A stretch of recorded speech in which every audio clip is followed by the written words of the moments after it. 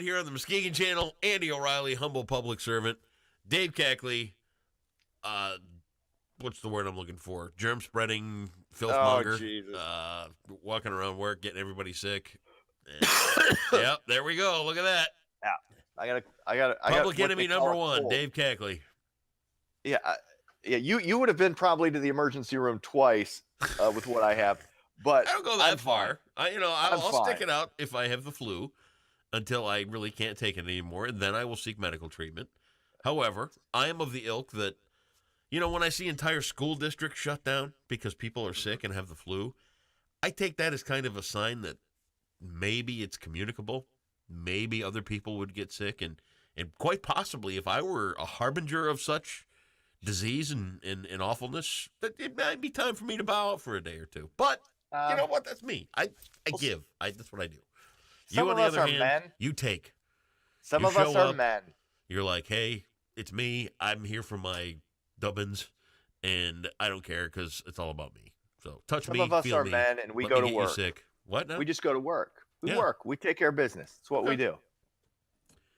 Forget everybody else. We don't participate in the pussification of America. Oh, that's what it is. Work. Oh, is that what? Okay, all right. Yeah, there are two kinds of sick.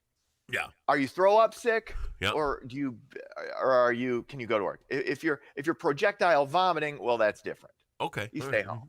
Mm-hmm. I don't projectile vomit. I haven't thrown up, so I don't view myself as sick.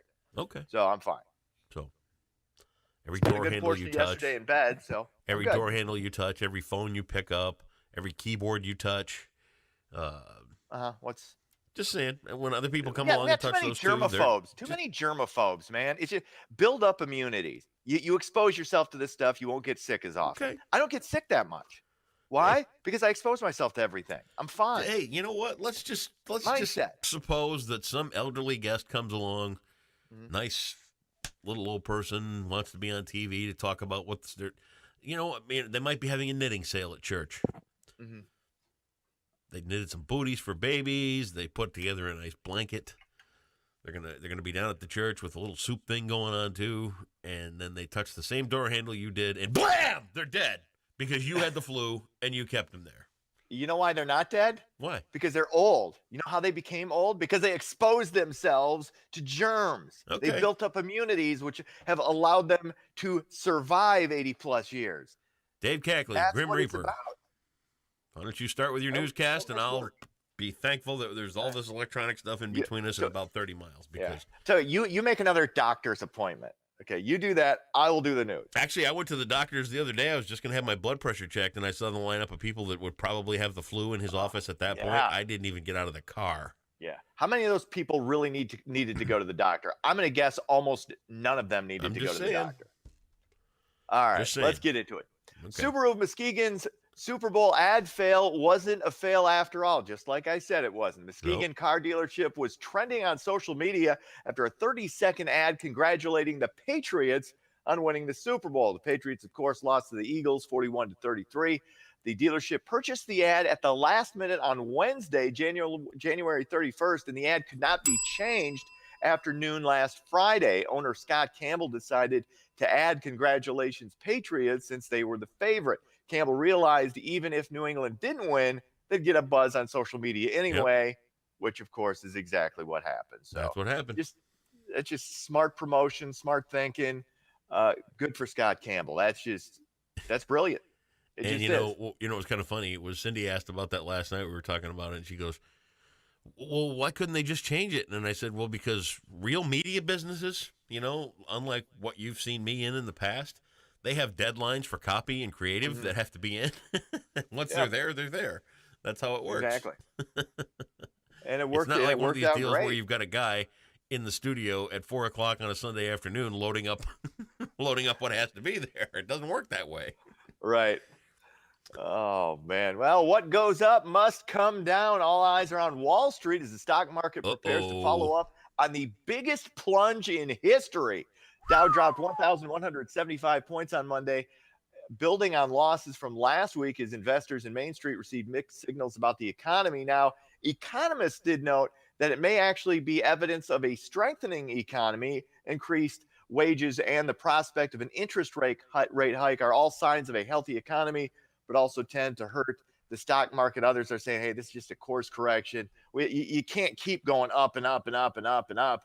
It has to come back down, and it's still, way above what it typically is. So I know this. It's just course correction. The $500 I have in the stock thing or whatever, I think it's fine. Yeah, there you go. My life savings, that $500.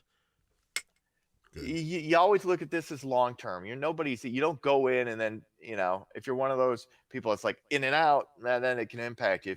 If you wait these things out, they always correct themselves, and you're fine. So no worries. Longtime actor John Mahoney has died. The actor best known as the dog-loving, curmudgeonly father of the title character in TV's Frasier passed away Sunday in Chicago from lung cancer. John Mahoney was 77 years old. Of course, I remember him from Say Anything. He was Diane Court's dad. And he wasn't bilking the elderly out of their nest egg. He was helping them. I liked John Mahoney. I loved him in everything. Good character.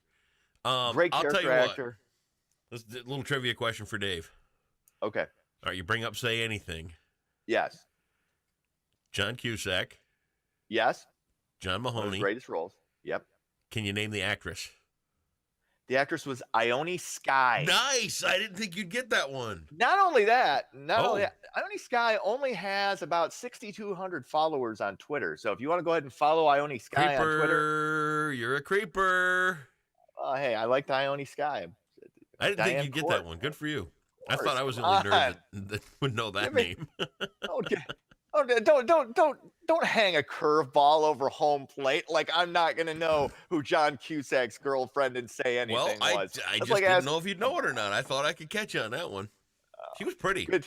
I would say good try, but she was pretty. She was a very pretty girl. Yeah, absolutely. No. Sports. The Lions officially named Matt Patricia, New England's defensive coordinator, as head coach. 43 years old. They should put it in perspective. This guy was a freshman when I was a senior in high school, but really one of the great young minds in coaching. Better to go that way than go with some retread. So, I'm sorry. You awake? Yeah. What? There you go. What were you doing there? Coaching. There you go. What? All right. Pistons beat Portland 111-91. Basketball team, right? Oh, there you go. Very good. Michigan State takes on Iowa on the road. Sparty 22-3, 10-2 in the Big Ten. Tip-off set for 8 o'clock at Sports. Go infect the rest of the world, and we'll talk to you back here tomorrow. See ya.